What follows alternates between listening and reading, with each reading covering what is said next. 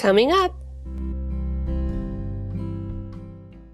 So as an early intervention speech therapist, what ages do you start looking for signs that maybe there could be a potential speech delay or speech issue? Mm-hmm.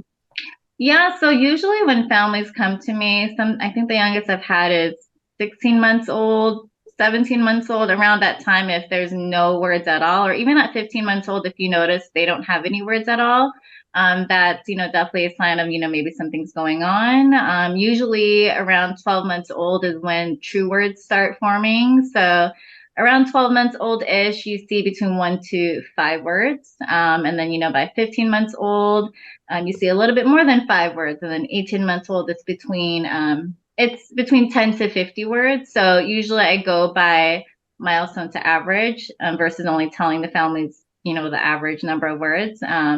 And then by 2 years old, that's when children start to combine words too, 2-word phrases. So if maybe you have a 24-month-old and they're not, saying many words, they're using more gestures, they're really frustrated, they're only saying like less than 50 words, less than 30 words, and that's, could be something of a sign for maybe they may need benefit from speech therapy. Or maybe if they're not understanding, certain directions or responding to their name is a big one. If they're not responding to their name, early on, I think babies start to notice their name, I think by around like 9 months old, if I'm not mistaken. We want to invite you to the first annual Munch Bunch Wellness and Rejuvenation Retreat in the Dominican Republic, November 9th through the 12th, 2023. It will be an all-inclusive retreat meant to refuel you, give you a chance to rest, relax, and network with others in our Munch Bunch family. We will also be talking about ways to get out of your own way so you can live your dreams, build your business, and do what you need to do. So check it out. The link is in the description, and the dates are November 9th through the 12th. Hi, everybody. Welcome to the Munch Bunch podcast. It's Kimi Nishimoto and Megan Van Noy. Hello. And today we have Grace Bernales. You might know her from Instagram, Graceful Expressions, and she has a lot of amazing content about early signs of speech issues and speech issues that come with different ages and stages of life. So if you haven't checked her out, she's a really awesome speech resource, as well as having like amazing hair. So she's got that going for her too. For today. Well, thank you guys for having me on here. I really appreciate it. I feel honored to be on the podcast. So thank you. Yes, I got to meet Grace out in California when I went out there to help a doctor do some of her first like older kid tongue tie release and adult tongue tie release. And so I got to meet Grace during that time period. So I told her she just had to come on the pod. Well, thank you. It was so nice to meet you in person. Yeah. All right, Grace. So what we're going to do is pull our Affirmator, which is like our positivity message for the week. Okay. And so you get to pick the card as our special guest. Okay. Oh, awesome. Mm-hmm. Yes. All right. Kimmy, you got your cards? All righty here. So you just tell me when, okay? All right. When? Okay. Felt right. Oh, that one's cute. Okay, there's a little dinosaur on top of a tank. It says Tankosaurus. Oh, love. cute. Is that the power one? Yeah. Love Power. Our Munchy Monday affirmator for the week is power. I am strong. I am grounded. I am powerful. I am like a cross between a dinosaur and a tank, but not a tank that's used for war. I'm like a peaceful, loving dino tank who feels so strong it doesn't need to do anything but be. I love that. That sounds like Isabel. She would love to be a dino tank. It's funny. I just had a client right now. We were playing dinosaurs like the whole time. So it's funny that you chose that one. Yeah, Izzy has, I think I sent it to you, didn't I, Kimmy? Yeah. Izzy has kind of this, it's so creepy, but it's probably like a foot tall, like dinosaur. toy, and it's kind of like squishy, but it looks like real life. And then she was feeding it crackers. How cute. Yeah, so she was literally feeding. I'll show it on the screen. I know you guys, if you're listeners, you can't hear it, but like she was. That's a good sized dinosaur. Yeah, it really truly is. And the other is like the little cracker in its mouth. Like, That's so cute. I was like, what are you doing? And she just turns and she starts laughing. Like, That's cute. so we love dinosaurs around here. So You must know all the dinosaur names then. starting to learn them because she's only 2 1/4, so she's not really into the Okay. names yet, but she's Yeah. definitely into the sound. So They're long. A lot of long dinosaur names. and she likes the feet prints. Like she likes how they all have different feet prints. Oh, cute. Yeah, Yeah. as long as you're a good millennial mom and they know the land before time dinosaur names, the long neck and the 3 horn, you know, that's all you got to do. I love that movie with Littlefoot. Yeah, we were Triceratops for Halloween, so like we're all in on the dinosaur. We had a 2 Rex themed birthday party. We're all in on the dinosaurs. So Cute. it's so funny because when we talk about like therapies and physical therapy and myofunctional therapy, and so often I think we feel like everything has to be super, super formal. And I know I do this a lot. Like we do a lot of Legos on my sessions. I know Kimmy does this a lot. And it sounds like you do too, so much through play. Yeah, definitely. I mean, especially working with the, younger age group or even the older kids. I actually had an older one the other day, like 12, and he was so happy to just play games. But yeah, it's very play-based, and I tell parents too from the very beginning whenever we do speech therapy, because oftentimes parents do think, sometimes think like, okay, we'll do flashcards, we'll do like super structured activities, which it's not a structured activity. I kind of follow the child's lead. I use like toys, but still address the goals that we're working on. So if I have a little one where maybe we're working on the word open, I'll have like eggs and we'll use that to target open. If I have a little one and we're working on a specific sound, like maybe an R, I'll get some toys that maybe have some R words in them, or I'll even just do something like ready, set, go. So it's very play-based, very fun. I want to make sure the client wants to come to my sessions versus them, feeling the pressure of, oh, you have to do this, and this. So yes, I emphasize a lot on the play-based aspect for speech therapy. Mm-hmm. I like to use my little puppet, tongue puppet. Yeah. And if I have a little kid and we're practicing swallowing without using the facial muscles, I'll watch them. And then if I see their face move, then I go, "Arf! I saw your face move." I love that idea. Yeah, with my clients. Yeah. I mean, I feel like so much is learned through play and through fun. I think there's like numbers on it, right? Like if you do a certain amount of reps, you have to do this many reps. But if you do it through play, it's like significantly less. I'll still find that statistic. But yeah. So, I think that's so fun. And I think letting parents have fun at home as they work on these things too almost feels less stressful. They feel less pressure, that like pressure to be a perfect parent all the time. Can relate, right? Especially because like I have a little Myo baby who loves her pacifier, right? And it's hard. Right. And so knowing what I know, knowing what we need to do, but also like being also a very tender mommy, never wanting my child to like cry about anything, right? Like yeah, of course. Totally. And then I feel like too, when I start out with the sessions, oftentimes like, oh, so what do I need to buy for my child to work on speech? I'm like, what's great about speech is it's everywhere. You don't necessarily have to buy toys. You yourself are great for working on speech stuff. While you're eating, you can do that. While you're walking outside, while you're in the car. So that's also something I like to emphasize to families is you don't need to buy toys or all these like fancy materials for speech, really. I think there was a time where we were just using leaves outside because the kid loved it so much. So that's definitely something that I like to emphasize to families. Mm-hmm. So as an early intervention speech therapist, what ages do you start looking for signs that maybe there could be a potential speech delay or speech issue?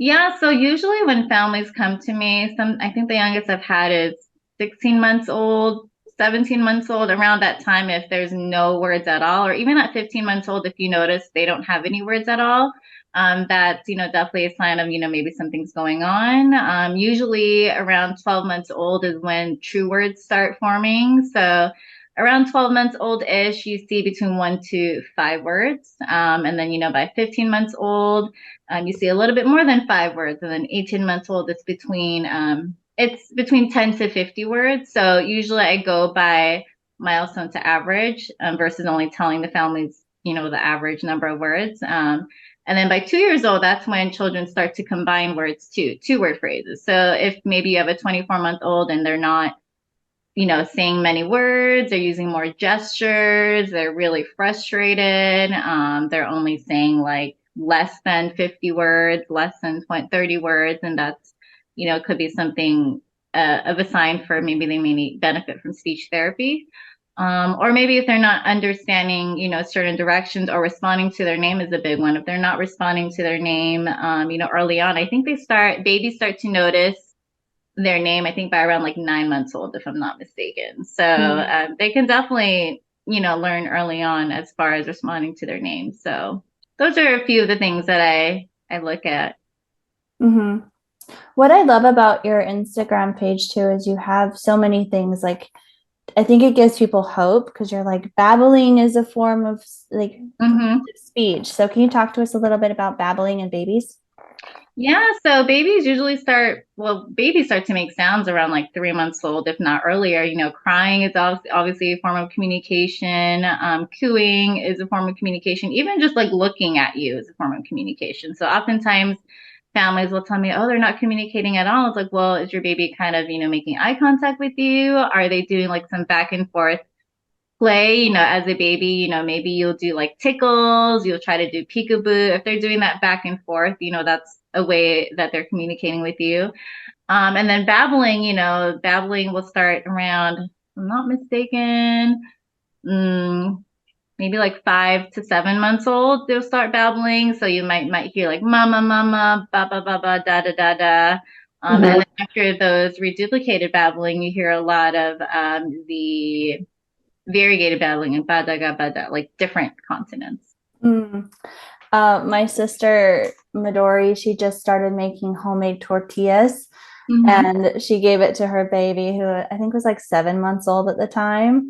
And it just happened to be that like that week he started saying mama.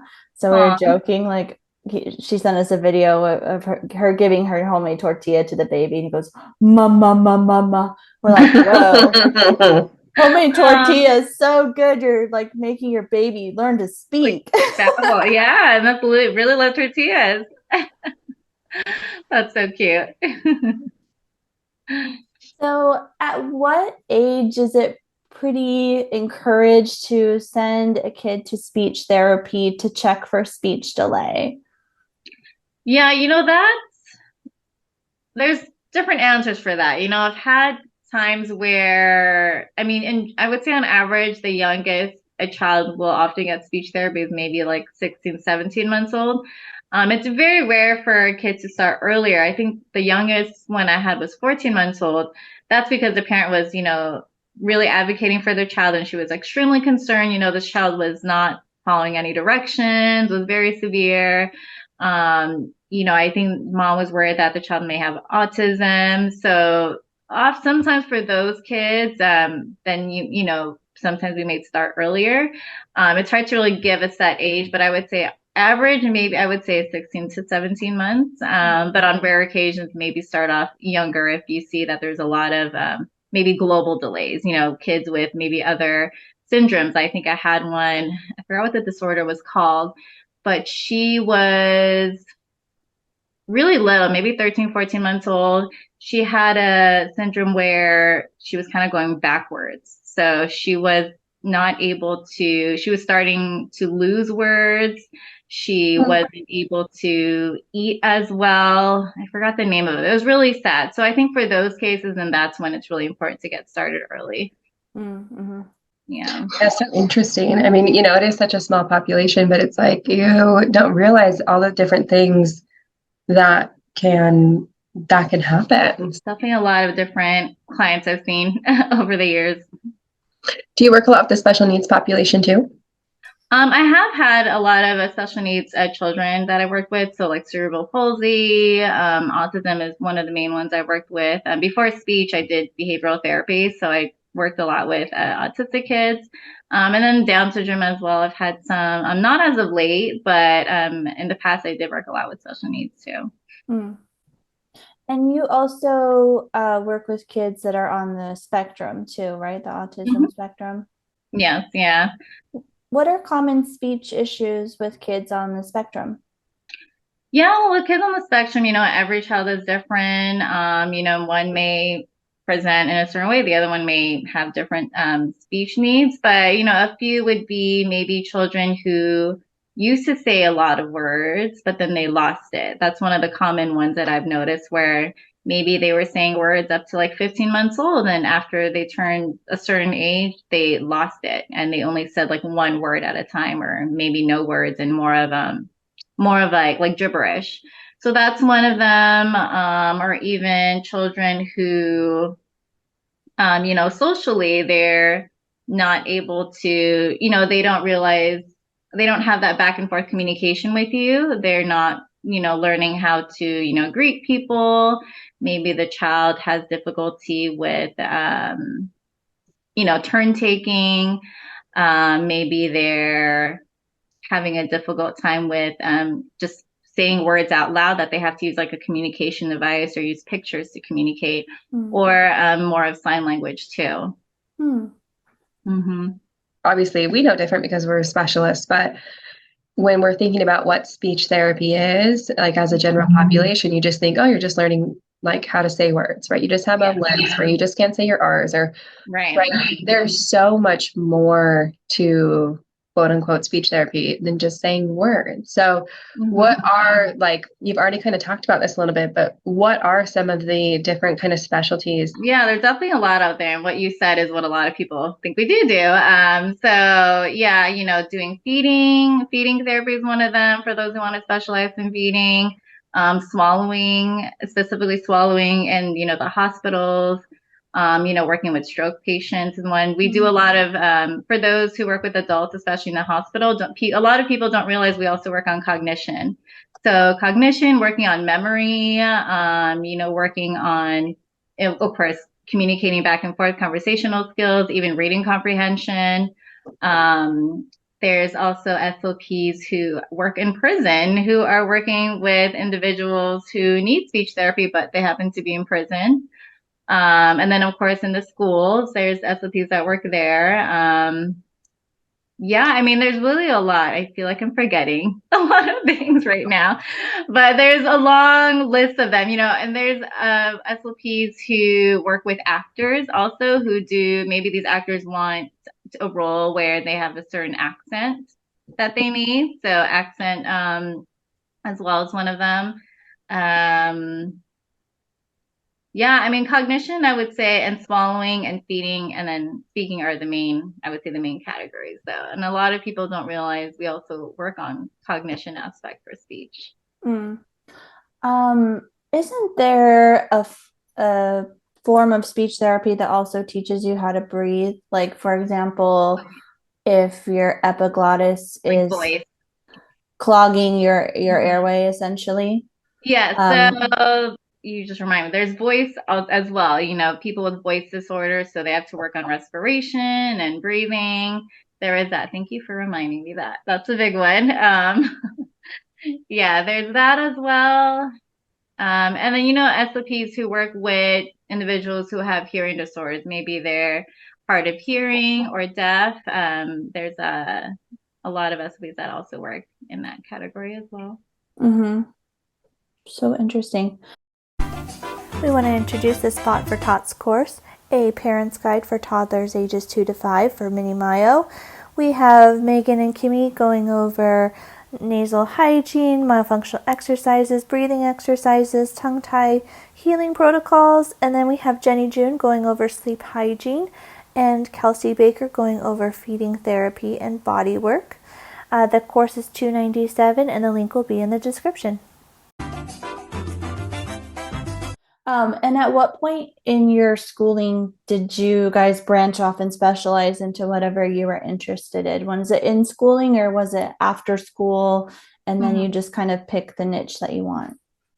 Well, some people who already knew they wanted to work in the hospital, they were able to do that in the graduate program. So they were able to intern in the medical setting, and then some, could be in the school or in a private practice, or you're able to do all of them.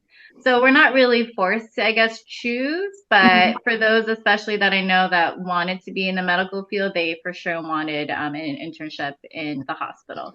I kind of regret not doing that. I mean, I didn't know if I wanted to be in the medical field or not, but I feel like that would have helped me too, just to expand more of my scope of practice. But I did know I always wanted to work with kids. So that's kind of why I lean more towards like interning at the school district where I went to in Washington.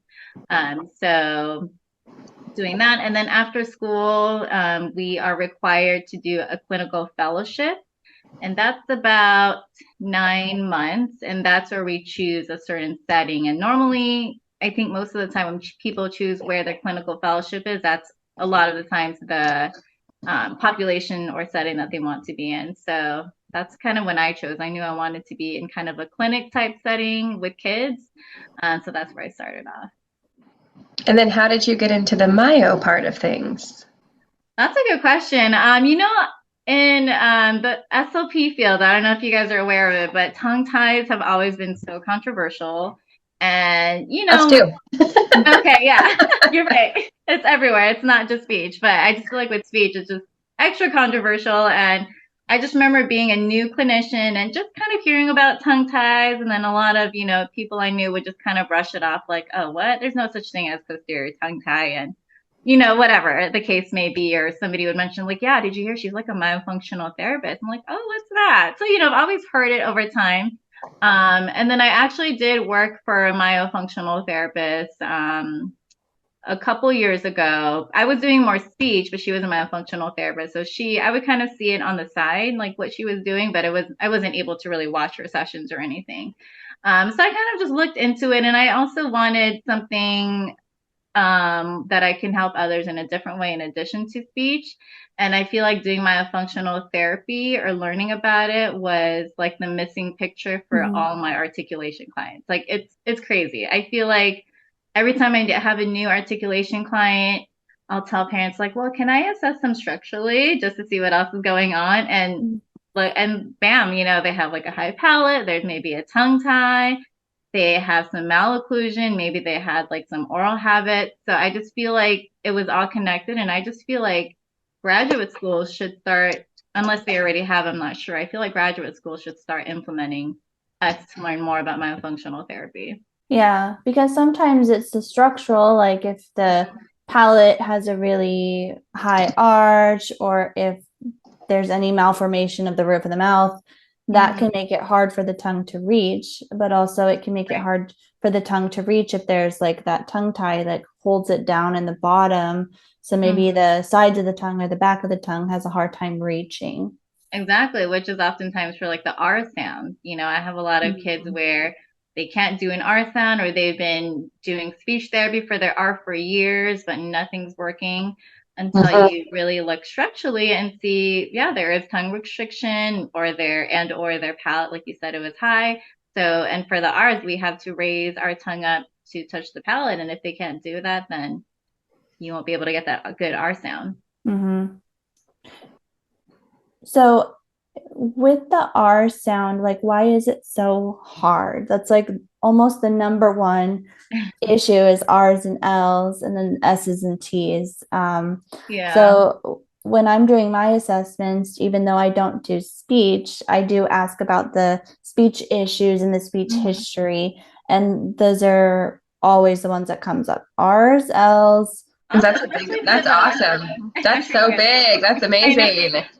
It's great, but I have so many kids that stretch it. I'm like, don't break it. Anyway, yeah. So especially for the R, one of the reasons why that's so hard to produce is one, you can't really see what's going on versus, doing like an M, the B, P sound, you obviously a person lips moving.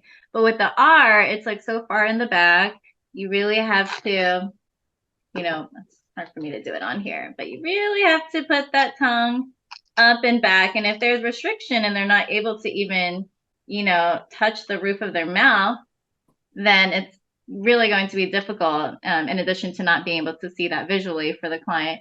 And so I often use a mouth model. And then for those L, the TH sound, the S, we do, especially for the L, we need that good tongue elevation. So if they're not able to elevate it to the spot and they're really restricted, then, either they're going to compensate and barely open their mouth, or they're maybe going to produce a W, which you do hear a lot of kids do. Same with the R will be a W. And then for the TH, or if there's a lisp, if there's not enough space for the tongue to rest in the roof of the mouth and the palate, then their tongue's going to be out for those sounds as well. So like the S will be like sun for sun, and things like that. So yeah, so it's just crazy how much it's all related. And I wish I learned about this sooner, but it's okay. Better late than never. Yeah, and that's so true. I mean, I think that's a lot of people, right? Like we had Dr. Brett on our podcast. Gosh, it's been a few months now. And when he finished his orthodontic residency is when they were still taking premolars out for braces. And that's what he did. And when he learned that is actually creating smaller space and more issues with alignment, jaws, sleep apnea, all the myo things that we discuss, he not only stopped doing it, he B, went back to those cases to bring that expansion back. And, if you want to learn more about what he did, you guys can go listen to that episode. But when we know better, we do better. It's always better late than never. Absolutely. I actually got a bunch of teeth removed when I was younger, and I wish they expanded it instead, but it's okay. You and I think we talked about that. We're like really similar.